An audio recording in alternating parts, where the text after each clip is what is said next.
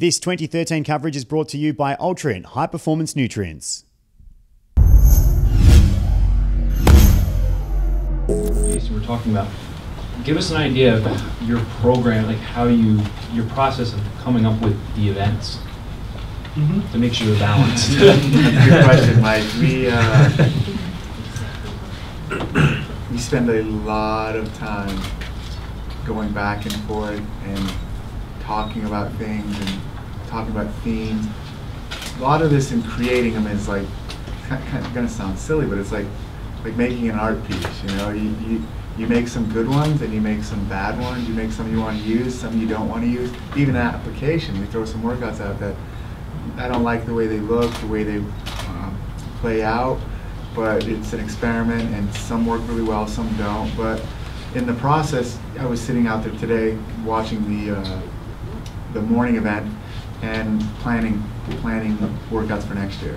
And so 2 months ago, 3 months ago, we've already been programming, creating concepts, creating structures in our mind for next year while doing this. At the last press conference we had, I mentioned how there's a lot of things, there's a lot of good ideas, and you can't just do them all 1 year. There's some stuff we have to say, okay, let's push that back. It's not time. This year, there's a couple big things we got out that I've been wanting to do for a long time. One was the legless rope climb. That was a long time coming, and I like rope climbing. I like legless rope climbing. So this was the year for it to happen. The other big one was today. What was a big barrier we broke with today? You want to go at that one? This is the 405 for reps.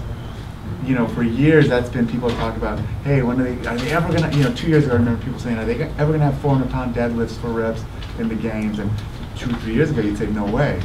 But this year was the right time. It stopped one person in his tracks, Josh Bridges.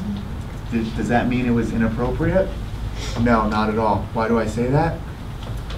Because there was another athlete that was 165 pounds and he smoked right through it. That was Dan Bailey. Dan Bailey and Josh Bridges are the same size, and Dan showed how strong someone that size should be, and it showed Josh where he needs to take his game.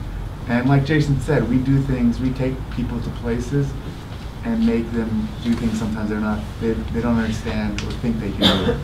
I love your story about the 70-pound. Tell the story. Dumbbell last year. Oh. The 100 pound. The first time, so last year at the regionals, it was regionals, right? We were asked to do the one arm snatch, and then I think it was 10 of them, and he would sprint down and back, come back, and it was a 100-pound dumbbell. And I saw it on paper, and I was like, that looks really heavy. And I went and I got a 100-pound dumbbell. I brought it to the gym, and I was with my training partner. His name's Neil Maddox. And I looked at it and I was like, what the hell is that thing? Huge dumbbell. And so I tried to pick it up. And I couldn't pick it up. And I was like, what the fuck? I was like, this is not possible. I was like, this is not going to be possible. So after we fiddled around with it for a little bit, I finally was able to do the workout in not a very good time. But it so happens that at the regionals, I was able to do the whole thing unbroken for, I think was it 5 rounds? 4 rounds. So I did 40 unbroken, non-stop, just like a toy. And that's when it really enlightened me. Like, if they hadn't put that out there, I would have never known that I could throw 100 pounds over my head like a joke. But I was so intimidated by it going into it that I didn't know it was possible for me. So, same thing happened to me, Jason. Yeah. I tried in my backyard and I couldn't even get the dumbbell up, and my husband was like, oh my God, this is going to be embarrassing.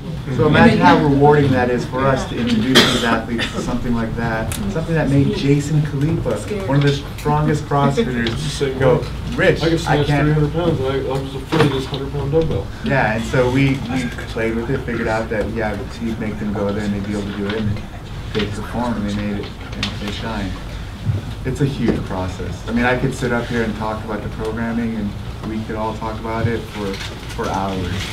But it's rewarding. It's time consuming. It takes practice. We don't always get it right. We make a lot of mistakes. We try to make it better, and yeah, it's always gonna be appropriate. but we're going to strive to make